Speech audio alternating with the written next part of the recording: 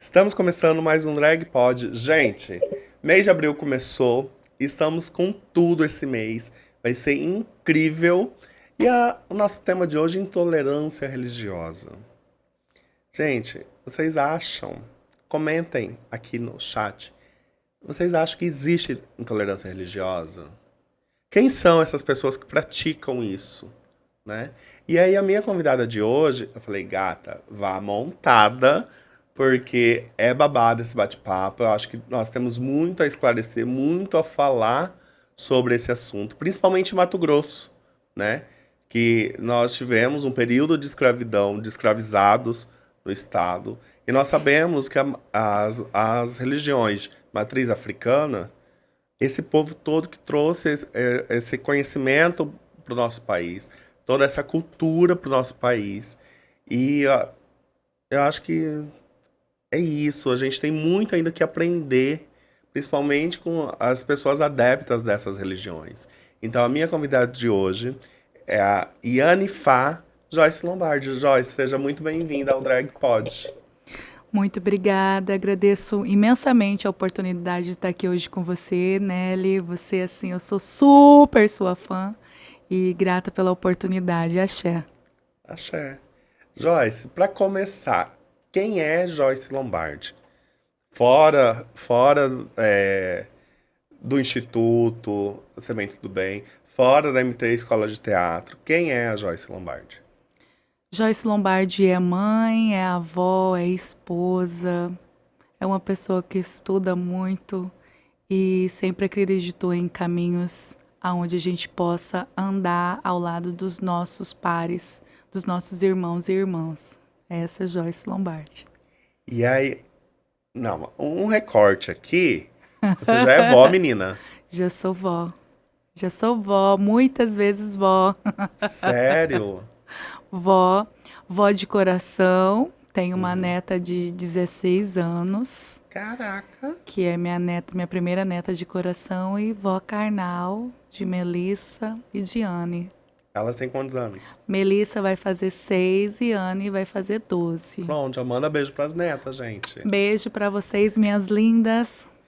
Joyce, como o nosso assunto hoje é intolerância religiosa, nós estamos em um estado onde os índices de feminicídio são altíssimos, os índices de LGBTfobia são altos.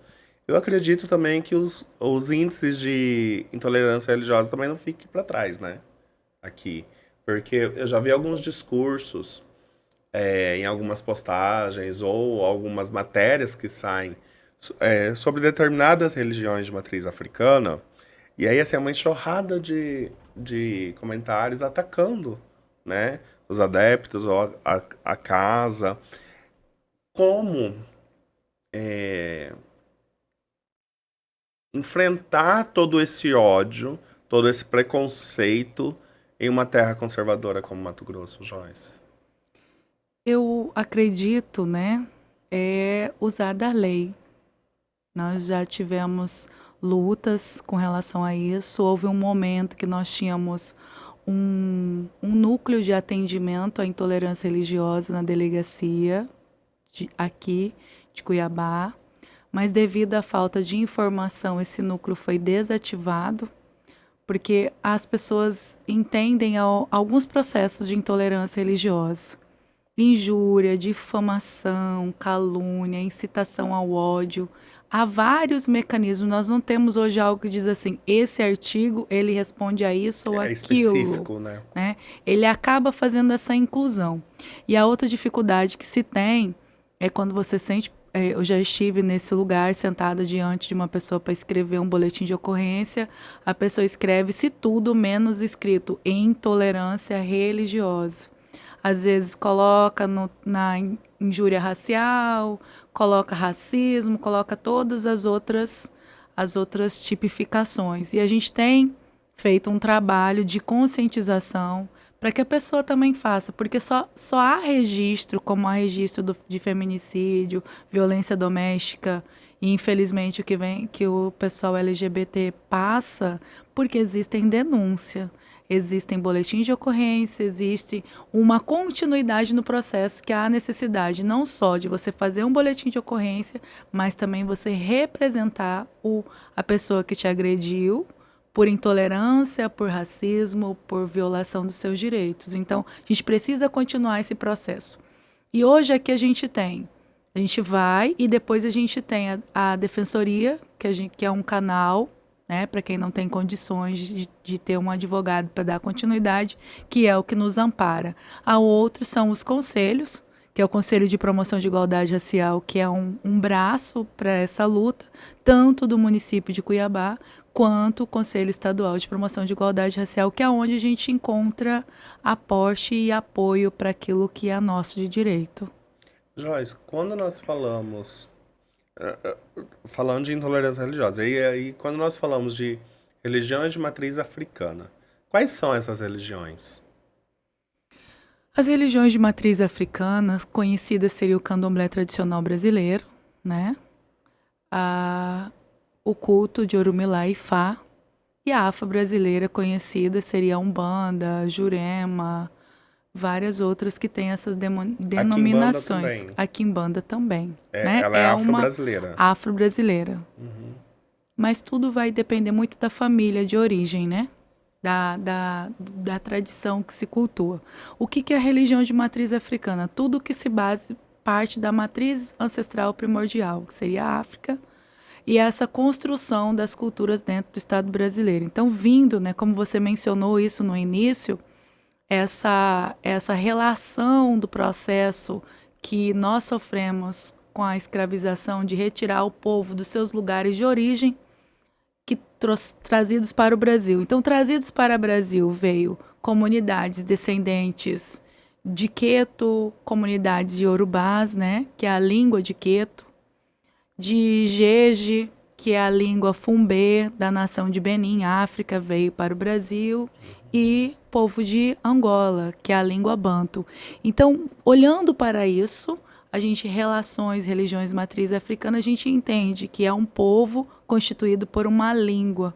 Então, não é só uma comunidade religiosa, é um povo que tem uma língua, uma cultura, uma tradição. Aí fica, né? A gente sabe que o Yorubá é uma língua tombada como patrimônio imaterial no mundo, e nós temos um acervo gigantesco de matrizes descendentes dessa língua no Brasil, que são os candomblecistas, as casas de candomblé. Nós temos a língua que descende do Ifá, que é o ICC Laguibá, que são tradições orais, e o que nós temos aqui no estado de Mato Grosso com muita potência, que é as famílias de candomblé Angola, né? Com uma potência bem gigantesca. E aí, eu pergunto quais são, porque a pessoa que pratica esses ataques, talvez a cabeça dela é tudo a mesma coisa. E não é. Não é tudo a mesma religião. Há diferenças também, né, Joyce? Além dos nomes e das origens, como você acabou de falar, há diferença também nas práticas, nas cerimônias e até nas vestimentas? A diferença nas práticas, nas cerimônias, nas vestimentas, né? Por exemplo, o turbante que eu estou usando representa o meu sacerdócio, né? Até o tamanho, a forma que a gente coloca, a amarração que se coloca, muitas identificações pelo fio que você usa, pela cor da roupa que você usa. Isso se vê muito dentro das cerimônias festivas, que são as iniciações a orixá, Enquícia, Vodum, que são seres sagrados dentro dessas tradições, que dependendo, se for a nação de Angola, você vai ver uma forma de vestimento, uma forma de amarração na própria roupa, uma forma de corte, se for Queto, outra, se for Jeje, 90% das roupas produzidas, elas são branco, porque ela vem descendente de Benin. Benin, o povo usa muito branco, né? Então, tem essas ramificações, essas particularidades. Mas uma outra particularidade é o responsável chefe pela casa. Se é uma pessoa de Oiá, né? Então vai ter uma influência maior de Oiá na roupa, no que se costura, para se identificar aquela família tradicional. Isso no Brasil se mantém como se mantém na África. Na África também, as famílias são identificadas pela roupa, pelo corte dessa roupa, né? Até pelo tipo de colorido. Alguns são mais vermelhos, outros são mais azuis, outros têm outras estampas, se você já identifica. Ah, é a família Akânia. Ah, é a família Oxebolá. Então, vai identificando pelas Conforme a vestimentas identidade daquela identidade família. daquela família, né? A cultura que eles o orixá, que talvez seja o orixá mais cultuado da casa, é Oiá, é Ogum. Então, eles têm uma ligação muito maior, assim, de identificação de roupa, canto, vestimenta, e é muito interessante, é um mundo além do nosso, muito lindo de se conhecer. Joyce, seria mais uma influência cultural, igual você está falando. É, as roupas, as cores, as estampas. Tem muito a ver com a família originária, né? Sim. É, é, é mais essa questão cultural do que religiosa, as vestimentas, então. A religiosidade é uma religação ao seu ancestral, né? Então, o culto tradicional de matriz africana, seja o candomblé, seja o culto ifá, ou seja o culto afro-brasileiro, a necessidade é a reconexão. E essa reconexão, o mais próximo que você tiver do seu ancestral primordial, vai se buscando esses elementos agregadores que favoreçam essa conexão, essa força, né? De estar com essas pessoas, de se conectar com esses seres. Então, há muito essa referência. Eu faço esse recorte porque eu fiz um trabalho justamente de pesquisa para conhecer quais são as famílias, a vestimenta delas, o tipo de fio, a, até a própria qualificação delas dentro daquela sociedade. Um exemplo, a gente tem no Brasil médicos, advogados, então existe uma categoria para cada um desses. Então a família também tem. Esse grupo trabalha com isso, esse trabalho desenvolve mais cultura, aqui é mais músicas. Então, assim, é um universo bem extenso de cultura ancestral sendo maximizado. E o Brasil absorveu isso e trouxe isso de uma maneira muito bonita, partindo da tradição do candomblé tradicional brasileiro, e recorta e traz, né, retoma e com cultos de Ifá no Brasil também essa conexão com o ancestral diretamente primordial lá na base. Nós falando de toda essa construção, né, religiosa. E aí no início eu te apresento como Yanifá. Em off você me explicou, né, o que seria uma Yanifá. Em que momento você para a sua vida e fala, primeiro, você desde sempre é adepta de religiões de matriz africana ou você transicionou na vida adulta e falou, não, é isso que eu quero, é isso que eu preciso. E aí, como que você chegou até o título de Yanifá? Transicionei na vida adulta. Eu sou conhecida como Joyce Lombardi, mas eu sou de uma família adotiva, né? O Lombardi vem da minha família adotiva. E a ancestralidade, ela nos busca, não é a gente que vai, né? Te busca. E as indefinições da nossa própria existência no processo da nossa vida faz a gente buscar caminhos e a reconexão com a ancestralidade de matriz africana e afro-brasileira se deu nisso, num momento de dor, num momento de muito desespero familiar, e eu fui buscar. Encontrei o primeiro caminho, foi a Umbanda, partindo dela, reconhecendo todos aqueles Isso já tinha ancestrais. quantos anos mais ou menos, Joyce? Eu conheci a Umbanda, eu tinha 8 anos de idade. E aí logo eu acho que até menos, né? Porque eu fui adotada com 8 anos, eu já estava na família adotiva. Mas eu me lembro de todos os ritos, a senhorinha, até ela já não é mais viva, que é a dona Catarina, um terreiro que tinha lá no bairro Planalto. Ela atendia todo mundo, era benzimento, e essa foi a minha primeira conexão criança, que a minha mãe biológica levava a gente para benzer nessa senhora, e eu era uma criança, como toda criança pobre, que muitas vezes não tem condição de comprar medicação, eu tive catapora, eu tive vários tipos de doença. E essa senhora cuidava da gente desde que era pequena. E é natural para as crianças enxergar, né? Enxergar o mundo invisível. E eu via muito o mundo invisível. Para mim, aquilo Sério? ali era via, chorava. E às vezes a gente, como mãe, vê, acontece isso dentro de casa, acha que a criança está sobre alguns efeitos Aham. ruins, nocivos. E aí, passando isso, aí logo em seguida teve o processo de perda familiar. Eu fui adotada por uma outra família. Fui inserida dentro do culto católico cristão, aprendi muito, tive bons ensinamentos ali, mas sempre a matriz batendo na porta, né? Uhum. E quando eu cheguei nesse processo de transição, entrar dentro da religião, primeiro iniciei como candomblecista, como candomblé, no culto queto, todos os atos e ritos iniciais, concluindo a parte de formação sacerdotal. E Ifá me chama também num período de transformação na minha vida, quando eu fui convidada a conhecer o culto de Orumilá Ifá, aqui em Cuiabá. E assim, parecia que quando eu me dei com aquele Odu que dizia sobre mim, por uma pessoa que nunca tinha me visto, não que as outras referências de sacerdócio e aprendizado nunca tivesse me dado, mas foi algo assim como, tipo, eu tenho que recomeçar por algum lugar. Uhum. E o meu orixá, o Oxumaré, ele é o orixá da reconexão, do recomeço, né? Então, naquele momento, eu via como sendo um momento de recomeçar uma nova trajetória de aprendizado. Tomei minhas primeiras obrigações, fiz as primeiras obrigações e, dentro das primeiras obrigações, Orumilá aponta o sacerdócio, né?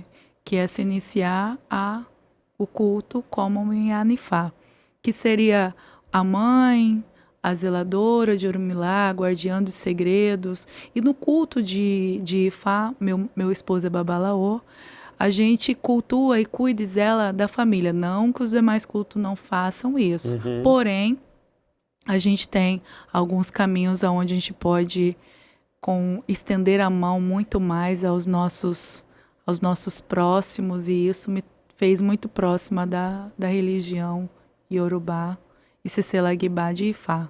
E aí me torno Yanifá, Ifá Pomilê, Akani, tomando todas as obrigações. Também se raspa, como no culto de candomblé tradicional.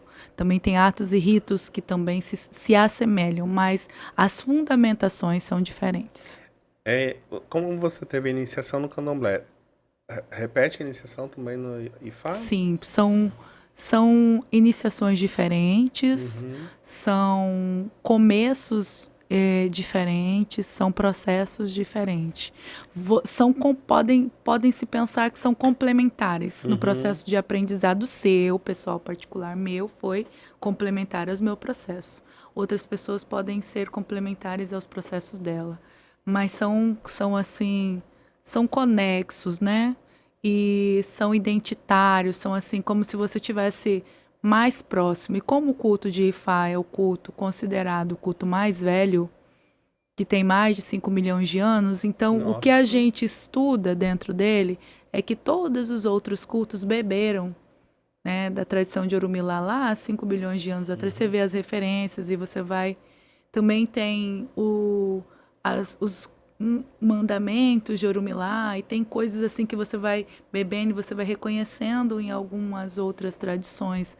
Uhum. O quanto que a África influenciou no processo, não só da apropriação do recurso dela, mas até mesmo naquilo que ela tinha, né? Os seus segredos, seus banhos, Por suas isso que fala que é o magias, berço da ao humanidade, né? berço. Sim, e a gente foi. E eu sou muito curiosa, então eu fui me aprofundando, assim, e ainda faço isso. Você já chegou de conhecer o continente ou não? Não, já tive a oportunidade de ir, só que adivinha, não tinha a, o passaporte. Já O mais providenciou. difícil, ai, ainda não. O mais difícil tinha até recurso, a passagem toda pra ir, mas cadê o passaporte da Bonita? Sabe o que que eu aprendi, Joyce? Tanto que eu também não tenho passaporte ainda. Que você tem que ter um passaporte porque você não sabe o que o universo está Foi preparando. tipo isso. E aí, assim, eu já tive a oportunidade para Portugal. Mas Portugal não precisa de passaporte. Não precisa de visto, né? Você tem que ter passaporte, mas não precisa de visto. E aí, desde então, eu tô nessa. Eu tenho que tirar, tenho que tirar. E aí, agora, 2025... a oportunidade foi 2018. Agora, 2025 tem um projeto gigantesco aí vindo.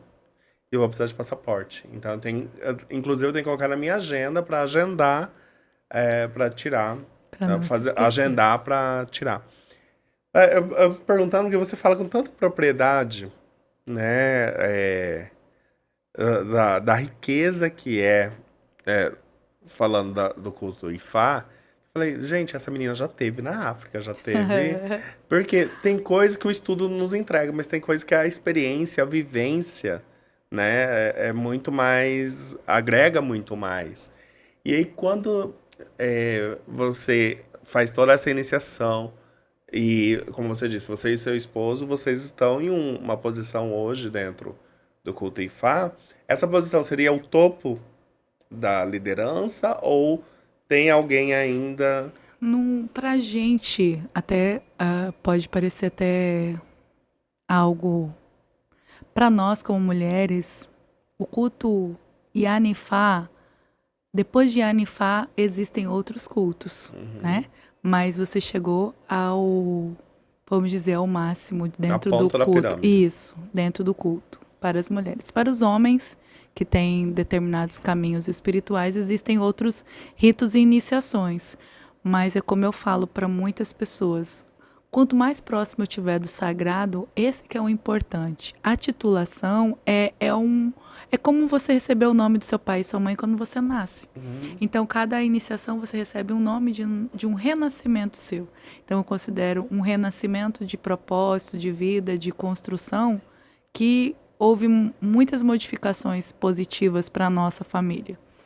E os demais caminhos, cada um vai buscando, né? Aquele culto que mais lhe assemelha para que você possa também desenvolver da melhor maneira possível.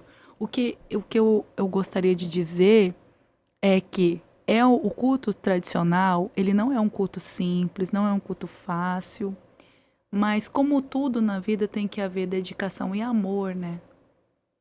Muita dedicação e muito amor. Hoje eu tô aqui montada, como você falou, mas se você estiver indo na minha casa sem avisar, você vai me achar com o pé no chão, né? Toda vestida Gente para como a gente. trabalhar, né? Às vezes até com enxada. Então, assim, existe um glamour, e esse glamour e toda essa polpa, essa circunstância tem que ser pro seu sagrado. Porque é o seu sagrado que vai te dar sustentação, cuidado e zelo. E é os seres que vão segurar na sua mão, setando com o pezinho no chão, com uma roupinha simples, ou estando com a sua melhor roupa. Não estou dizendo que a gente não possa ter, estou dizendo que a gente pode ter, mas tem que ter esse pé e esse levantar sabendo que os processos são difíceis às vezes e etapas a serem E vencidas. ter responsabilidade também, Sim, né, Joyce? responsabilidades. Porque eu vejo, assim, foram poucas as vezes que eu te vi toda ornamentada, sempre em eventos muito pontuais também, né? E isso eu entendo que realmente, se eu chegar na sua casa sem avisar, tô passando pelo bairro, eu vou dar um oi pra Joyce. Tenho certeza que você não vai estar assim, até por conta do calor em Cuiabá, né? Mas em eventos, em cerimônia, em culto muito específico, você vai estar lá até, como você disse, é uma forma também de reverenciar as entidades, reverenciar o sagrado naquele momento, naquela festividade. E aí eu acredito, gente, que nós já conseguimos dar um panorama o que são as religiões de matriz africana, para daí a gente conseguir entrar nesse assunto que é tão delicado. Eu não tenho acompanhado muito a fundo se há casos de morte, mas eu sei que há casos de agressão por conta de religião. E aí, Joyce, o que eu trago para você? Como a intolerância religiosa se manifesta na sociedade brasileira e quais são os principais desafios enfrentados pelas religiões de matriz africana nesse contexto? O primeiro é a invisibilidade, né, da comunidade tradicional. E o segundo é não vou dizer todos os mecanismos de mídia, mas houve também um processo aí nos últimos 40, 50 anos de tentativa de apagamento da cultura tradicional brasileira, candomblé e outras, com a incitação ao ódio. Então, e hoje, talvez tenha diminuído, porque hoje as comunidades tradicionais, a gente tem muito conteúdo bom nas redes sociais, muita gente colocando, conversando, falando.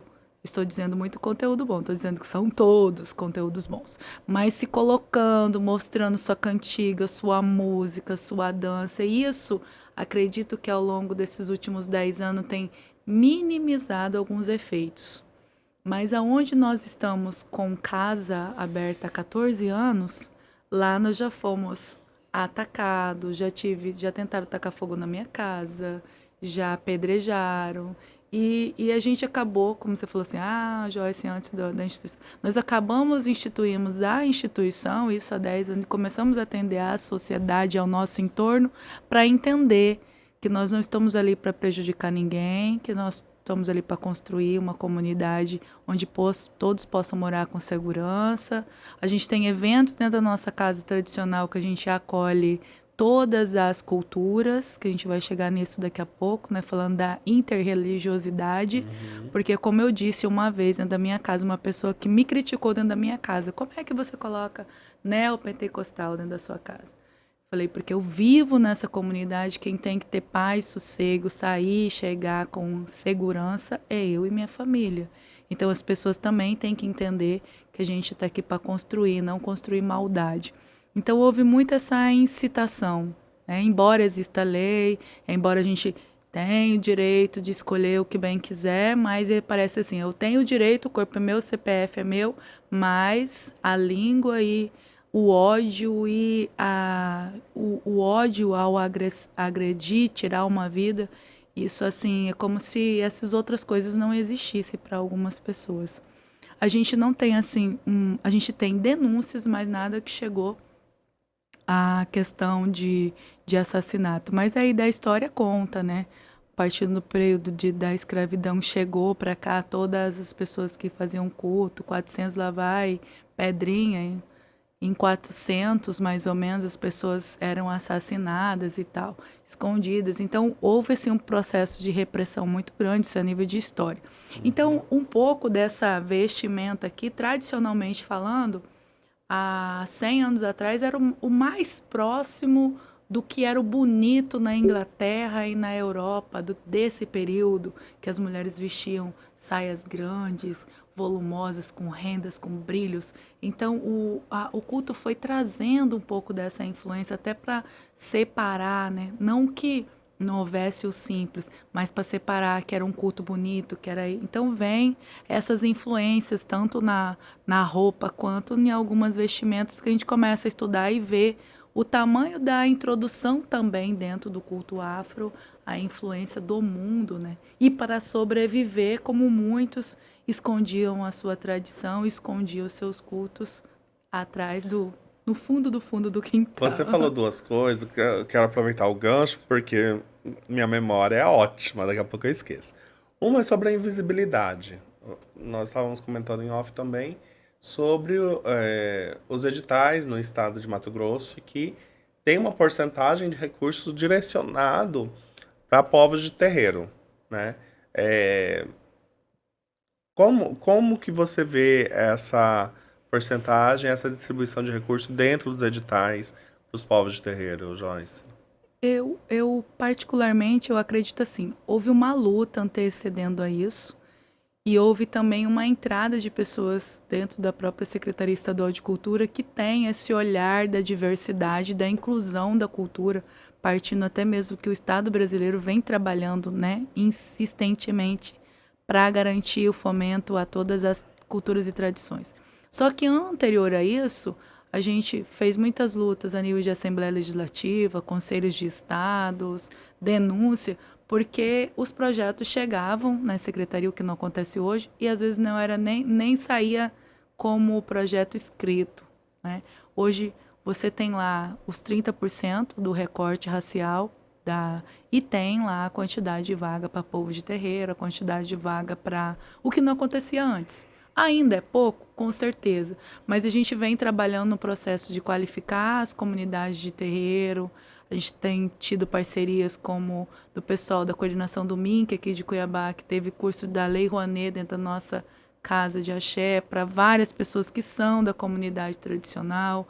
A gente colaborou na entrada, na atividade de como entraria nos editais atuais. E também a comunidade e os povos entender, né, essa matriz que é a nossa roupa, nossa gastronomia, nossa música, isso é cultura, né? Isso faz parte do patrimônio cultural do Brasil e do estado de Mato Grosso, que é o estado onde se tem mais povos e comunidades tradicionais, não só de matriz africana, como ribeirinho, quilombola, os povos originários. Então é um estado aonde tem o maior recorte, né, vamos dizer assim, a nível de Brasil.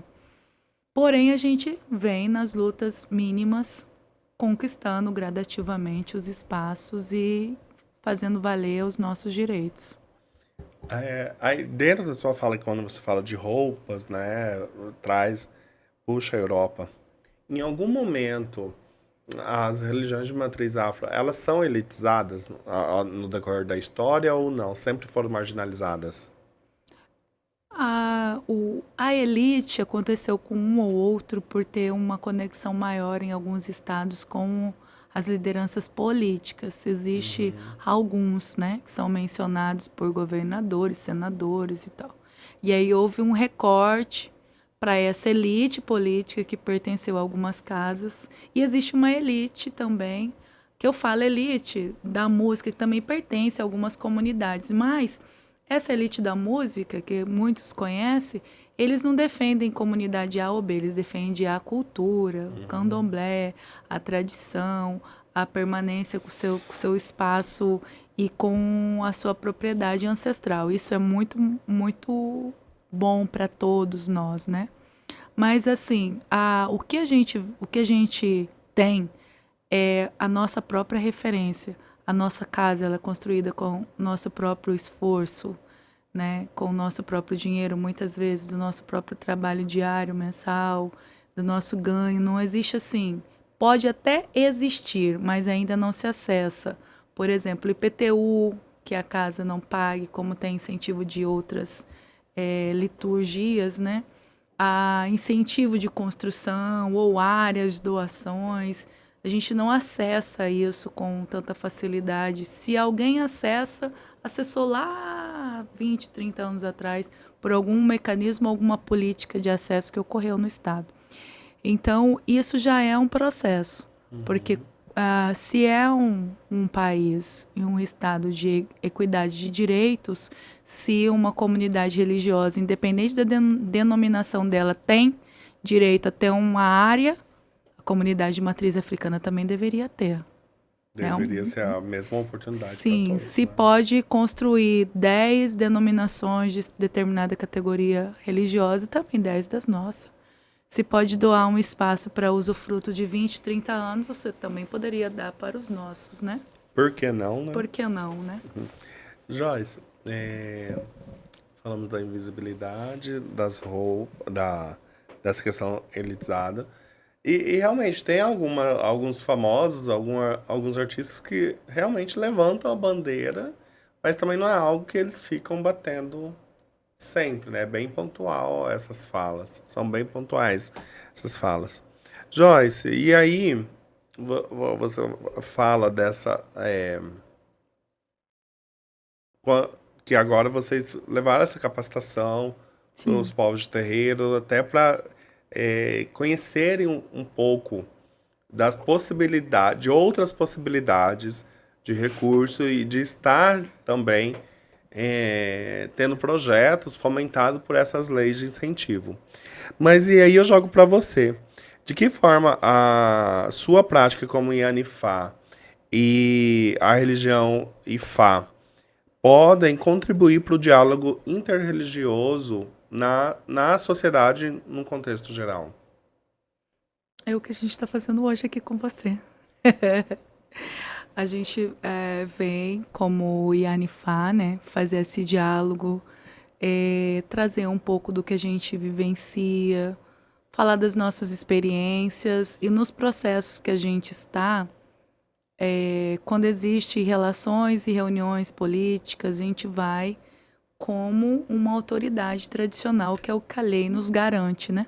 Independente de eu ser uma Yanifá, ou uma Yalorixá, ou uma madrinha de Umbanda, como existe muitas mulheres, mas são autoridades tradicionais, conforme uma legislação e uma lei que o próprio Lula votou nas primeiras vezes que ele foi presidente do Brasil.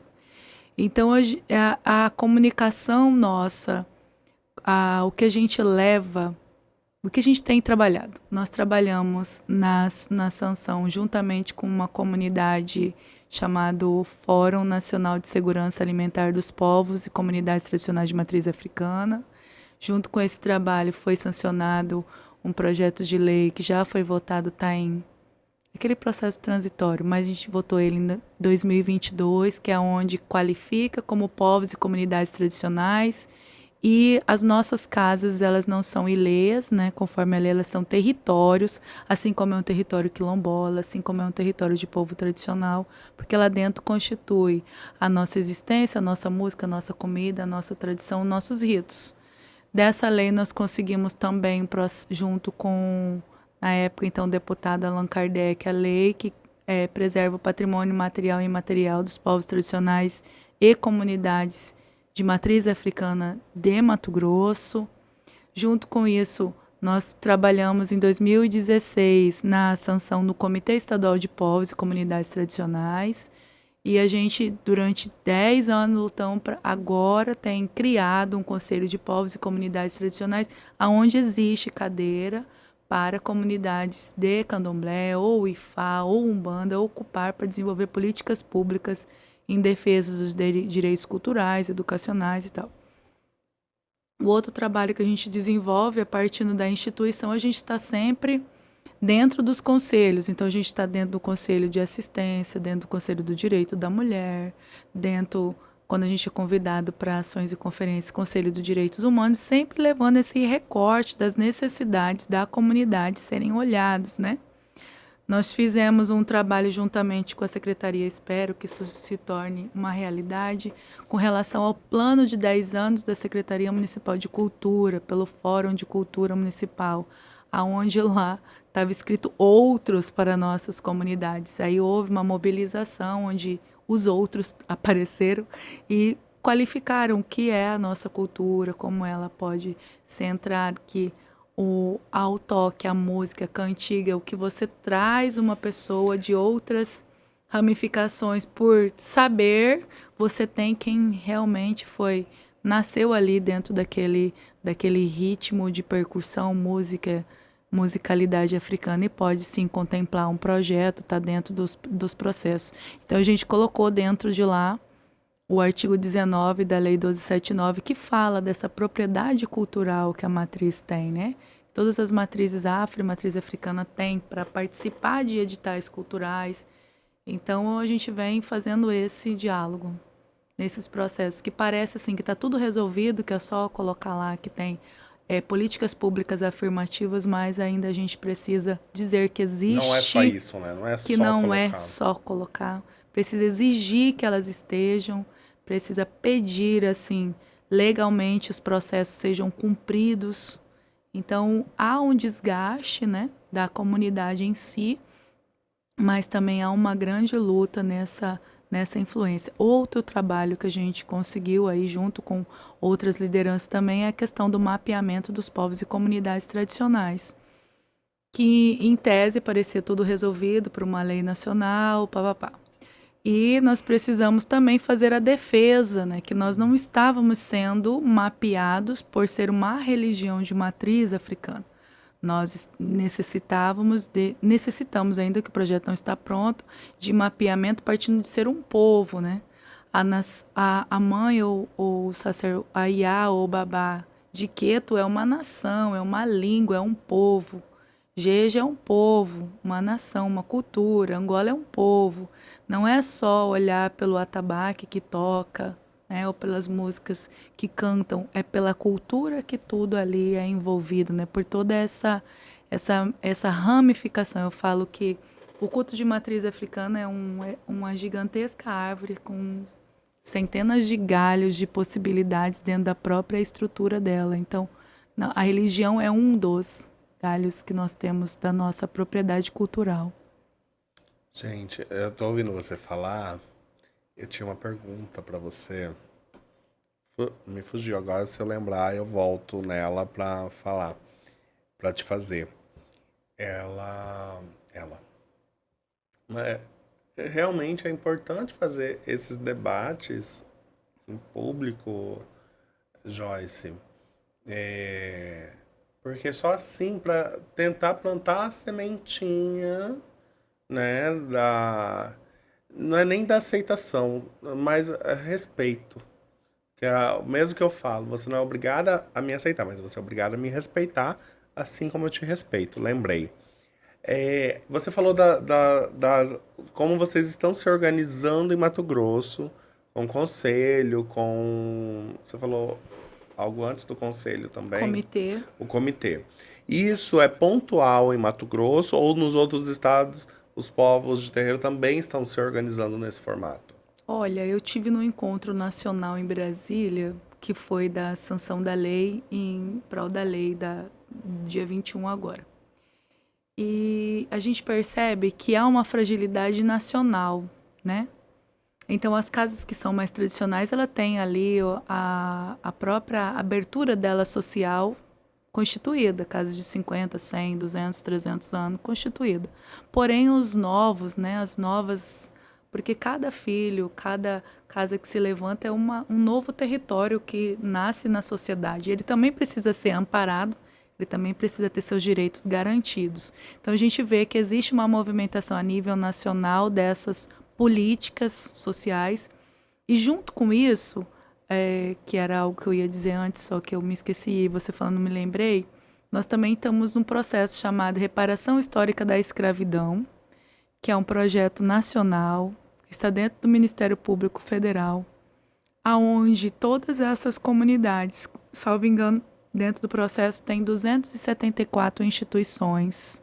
Dessas 200 do país todo. Dessas 274, nós estamos com 5 do Mato Grosso, referendando ações afirmativas e culturais de recorte de recursos que venha para atender essas comunidades. É um processo contra o Banco do Brasil por conta da apropriação da mão de obra preta desde o período da escravidão até hoje.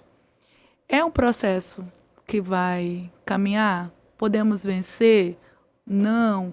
O que importa para a gente foi essa união de todas essas comunidades, nessa compreensão que existe uma necessidade de uma reparação histórica pelos danos causados. Eu posso não receber isso, mas minha neta, meus bisnetos podem receber isso através de políticas públicas afirmativas ou até mesmo de um recorte específico para garantir fomento à cultura tradicional, né? Então é uma demanda também social que vem de um movimento de toda essa comunidade a nível de Brasil lutando por seus direitos. Talvez duas coisas.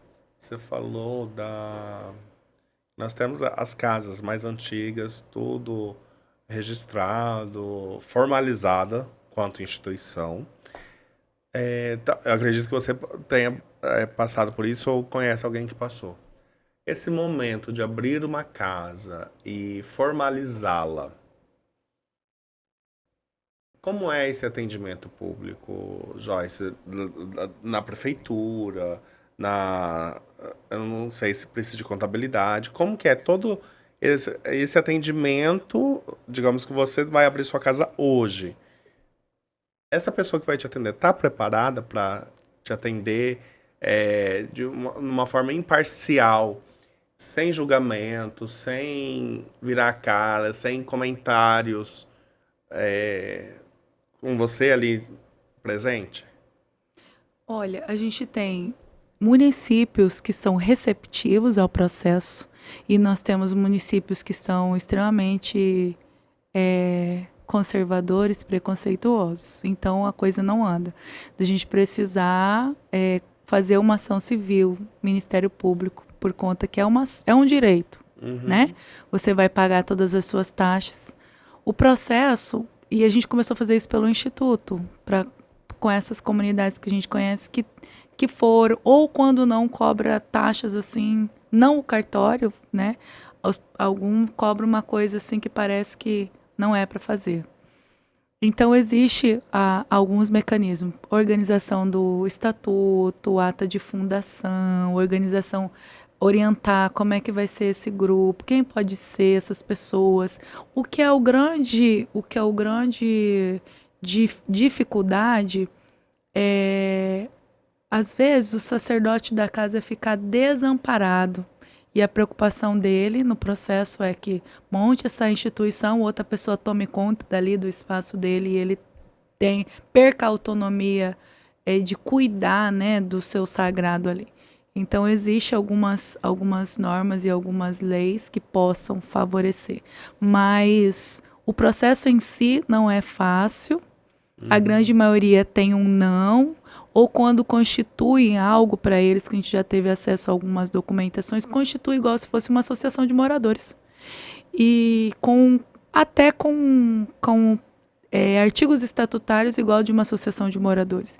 E aí o que não identifica como uma associação com finalidades religiosas e culturais e acabam que ficam somente com o CNPJ, às vezes, até impossibilitado de entrar num edital, porque não tem nada referendando que é uma comunidade que produz cultura, enfim. E aí, vendo todas essas brechas assim sociais, a gente constituiu um processo onde a gente orienta, explica quais são, depois que você faz, como é que você tem que cuidar, né? A gente fez o caminho, a entrar dentro de um conselho, mandar documentação, participar. Então, é quase como se fosse não digo alfabetização, mas seria uma conscientização dos processos, um letramento dos processos que devem ser cumpridos burocraticamente. E mesmo que a gente tenha, eu falo sempre nas oportunidades, mesmo que a gente tenha leis que nos amparem, isso não é suficiente. Então, nós precisamos ter estatutos, regimentos que também ressalvaguardam as nossas comunidades quanto as pessoas que estão dentro da nossa casa. Gente, a gente só pede o mínimo, é o respeito, né? Sim. O que o outro faz não deveria servir de gatilho do ódio, do preconceito, de disseminar energias negativas. Eu acho que quando a humanidade, o homem, entender isso, talvez nós possamos evoluir um pouquinho mais a nível de nação, né? Joyce, dentro desse gancho que nós estamos falando, do atendimento, tem municípios mais receptivos, outros nem tanto. Quais são os impactos psicológicos e sociais da intolerância religiosa sobre os praticantes de religiões minoritárias e como a comunidade religiosa pode oferecer suporte a essas vítimas? Eu lembro que teve um caso, eu não lembro se foi aqui em Cuiabá, que uns evangélicos apedrejaram todo um terreiro de Umbanda, se eu não me engano, quebraram todas as imagens que tinha naquele terreiro. E aí essas pessoas ficaram fragilizadas, né? Como é feito esse acolhimento entre vocês após um ato desse? Olha, a primeira coisa que a gente busca fazer nesse acolhimento é dar subsídio e força. Nós temos filhos que são advogados, pessoas que são assistentes social, psicólogos, né? Pessoas que possam dar esse subsídio, estrutura, para que a pessoa vá, às vezes, fazer um boletim de ocorrência e dar queixa. Eu acho que o primeiro processo é entender que é uma violação de direito, não é só um ato entre religiões, é um ato de violação, agressão, invasão de propriedade e vários crimes cometidos ali. Não é, às vezes dá-se a impressão que é uma briga de vizinho, e nem briga de vizinho a gente não pode lidar como sendo algo sutil, superficial, porque a lei está aí para amparar todos. É entender que algo acontecendo nesse aspecto, a primeira coisa é procurar a delegacia, fazer seu boletim de ocorrência e começar o seu processo. Por mais Teria uma delegacia difícil, específica para a procurar? gente não tem uma delegacia específica, mas para que a gente acione Ministério Público, para que a gente acione o Ministério de Direitos Humanos que tem aqui, Defensoria, a gente tem que fazer esses primeiros atos, que é o boletim de ocorrência e a representação, Que é oficializar que é a agressão, oficializar né? a agressão. Se foi uma pessoa, se foi 10, se foi uma instituição com título no bolso, não importa. Precisa ser formalizado para que a justiça seja feita dentro do processo necessário. A outra coisa que você fez eu me lembrar também, existe uma ação civil pública com relação, e nessa situação, as comunidades tradicionais ganhou, que é antes você digitava Exu no Google, parecia diabo. Então houve uma ação civil pública e foi retirado o que Exu representa, o que é a tradução de Exu para a cultura iorubá. Outra ação civil com relação a usar, né, aparecem em algumas mídias imagens, fotos, bebidas e coisas dizendo que aquilo ali é todo mundo fazendo aquilo, né? Também há uma ação civil de repressão nessa parte. Só que uma coisa que a gente vem entendendo, aonde ocupar o espaço, ocupe para trabalhar no processo de construção afirmativa, né? Porque há lugares que as pessoas entram, aí ela livremente ela produz um conteúdo dizendo ali que aquilo ali é incitação de ódio, coloca uma foto e ali já vira um vídeo como se aquilo ali todo mundo fosse aquele recorte. E pega aquele recorte e começa a massificar ódio. Se ódio, incitar o ódio é crime no Brasil, e em qualquer instância que ele aconteça, seja numa rede social aberta ou seja num canal pago, ele continua sendo crime no Brasil. Então é isso. Então eu vi assim, num primeiro momento, quando eu comecei a fazer as lutas em parceria com outras lideranças, a impressão que eu tinha era assim, que a gente era muito desfavorecido no processo, mas não era só um desfavorecimento invisibilizado, era um não compreender o que era o nosso direito e como isso funciona na prática.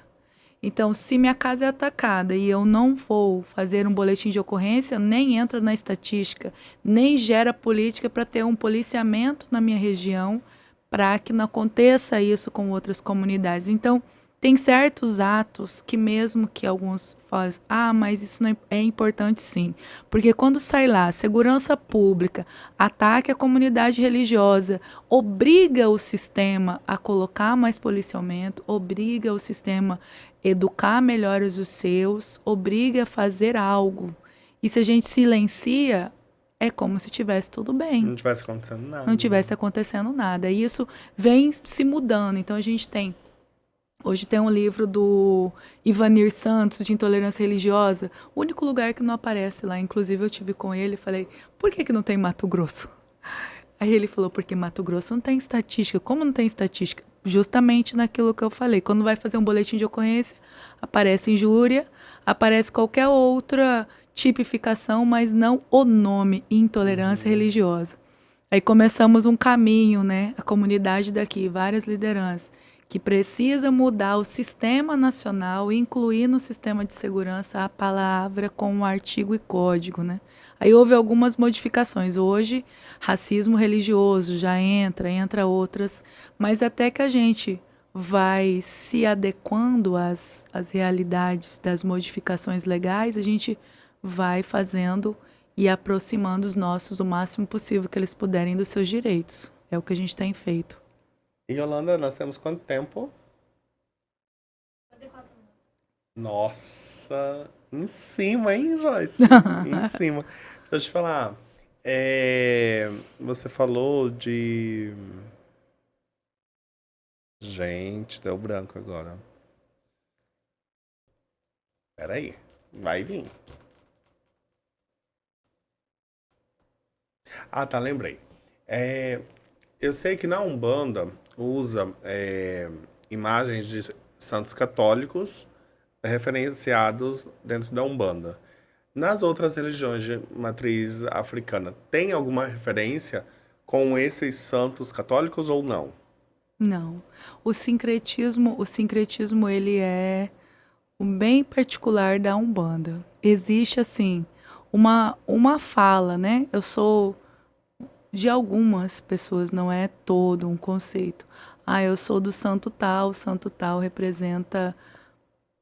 Muitas pessoas falam Santa Bárbara representa Oiá, Yansan e tal. Mas dentro do candomblé tradicional, não. Se cultua o sagrado, o orixá, não dizendo que os santos não sejam, né? Mas tem os atos e ritos católicos cristãos que estão lá dentro do seu rito com o seu sacerdote católico cristão. Existem dentro da Umbanda esse sincretismo, e esse sincretismo ele vem muito relacionado ao processo de apagamento da própria ancestralidade, né? Que era o mais próximo que você tinha. Uma santa guerreira, Santa Bárbara, então representaria ali naquele, naquele ato e rito a umbandista como sendo a mais próxima de Yansan, né? O ser encantado, a energia daquele ser ali dentro da comunidade. Mas isso é muito particular, né? Muito particular. Inclusive existe uma discussão assim bem complexa sobre essa proximidade do cristianismo dentro da cultura umbandista, mas isso a gente não pode nem colocar como sendo algo ruim, porque cada pessoa ela vai encontrar um caminho. O que eu posso dizer da Umbanda? A Umbanda, partindo dos ancestrais, das entidades que vêm dentro desse lugar, eles também foram catequizados. A gente não pode ignorar que venha, que desça sobre um terreiro um preto velho que reze um Pai Nosso. Ele foi catequizado, ele foi batizado, ele recebeu a influência de toda essa tentativa de apagamento da própria cultura.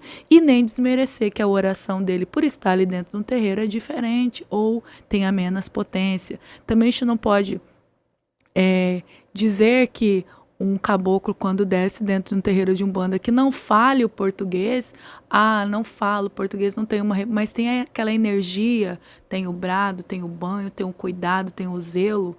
Então é essa a referência. O sincretismo ele vem muito para dar aquele conforto, né? Aí aquele preto velho é descendente de Nossa Senhora Aparecida. Quem foi, né, Nossa Senhora Aparecida para os pretos, né? Então aí o que eu quero dizer assim, que eu acho essa discussão assim, a gente tem tanta coisa para discutir. Colocar mais uma pedra em cima dos nossos processos de luta, eu acho que isso pode reverberar assuntos e estratégias não boas para a comunidade. Então, Nossa Senhora Aparecida é considerada a santa dos pretos. Todo mundo sabe disso, a história conta isso, o quanto que ela fez esse processo de defesa. Então, se estiver dentro de um terreiro de Umbanda uma Nossa Senhora Aparecida, a gente está cristianizando a Umbanda? Não, a gente está fazendo a referência daquele cuidado, daquele zelo. Então, eu vejo muito nesse aspecto. A gente precisa unir forças e não separar.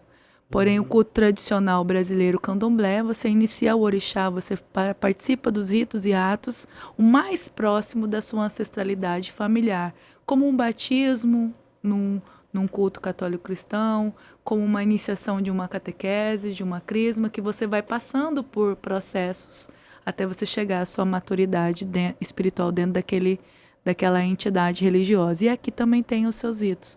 Vindo da ancestralidade africana, ele vai ser conduzido, né, da forma que a tradição compete há séculos.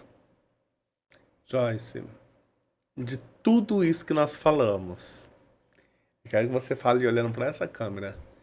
Que conselho você deixa para quem está nos assistindo, para as pessoas que ainda têm essa mente fechada em relação à religião, né? Que conselho você deixa para quem está nos assistindo ou quem vai assistir esse conteúdo depois? Primeiramente, é o respeito, né? Se você é uma pessoa cultuadora cristã, Jesus falou de amor, de respeito. E se a gente ler lá, né? Porque as pessoas pensam que a gente não estuda as escrituras sagradas. Também está falando de amor, de cuidado, de família, de identidade, de que no lugar onde ele está, todos os outros seres podem chegar até lá. Então, eu acredito nessa unidade do respeito, do amor e do zelo.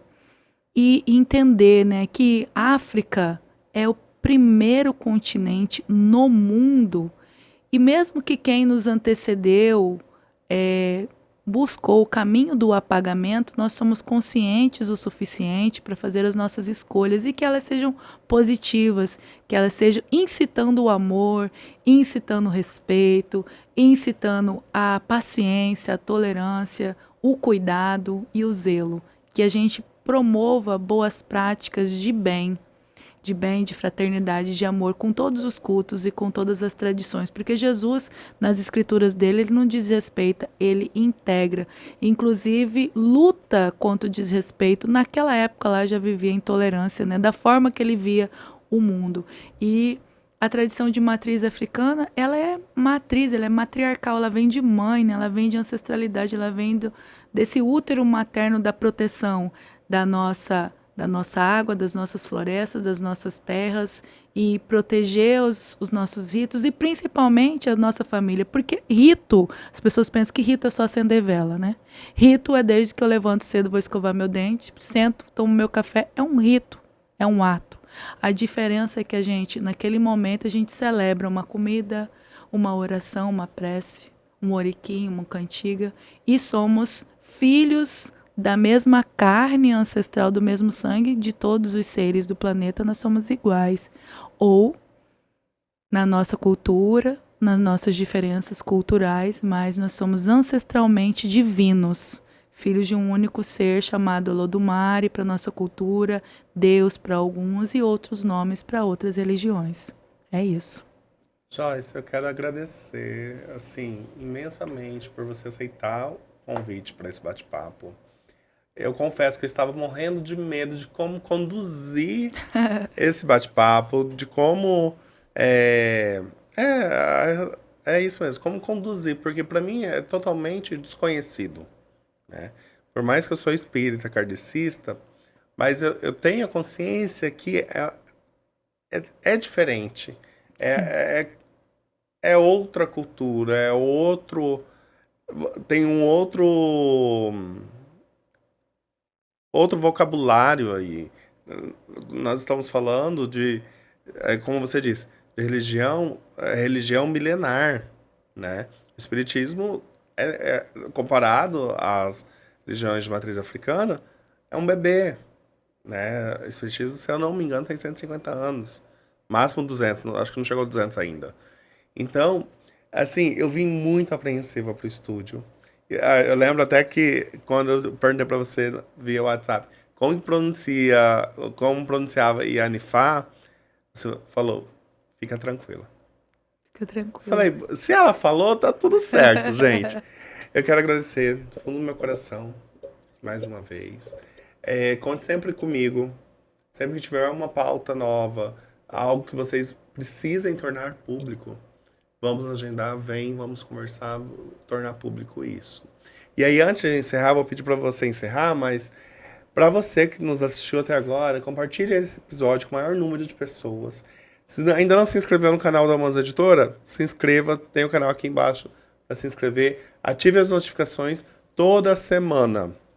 Nós temos vários podcasts aqui neste canal, nós temos o apoio da Almanza Editora e é um canal produzido pelo Estúdios Dornelles.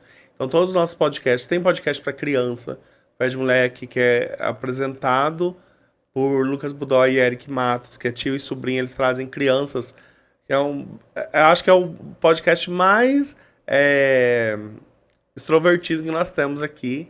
E aí, dentro do mundo literário, nós temos Humanos Literário, com o Jair Donato, que ele é editor, jornalista, psicólogo, escritor, que aí ele debate todo o universo literário e editorial do país. Nas terças e quintas nós temos Mundo da DM, que Leandro Dornelles é administrador e CEO da Humanos Editora, e ele traz convidados de N camadas da sociedade para falar sobre empresas. Então, nós já tivemos empreendedorismo social, já tivemos empreendedorismo cultural, pessoas sobre educação financeira. Gente, é incrível. Acompanhe aqui no nosso canal. E aí, Joyce, quando eu falo que eu vou deixar para você encerrar, eu recebi a irmã Mônica ano passado E eu pedi pra irmã Mônica fazer uma prece de encerramento do episódio.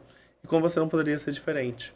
Quando você disse que equidade seria todos terem as mesmas oportunidades, então eu também quero aqui ter esse espaço onde uma pessoa evangélica pode fazer uma oração, você também, de IFA, pode fazer uma oração. Então eu quero pedir isso para você, para a gente encerrar.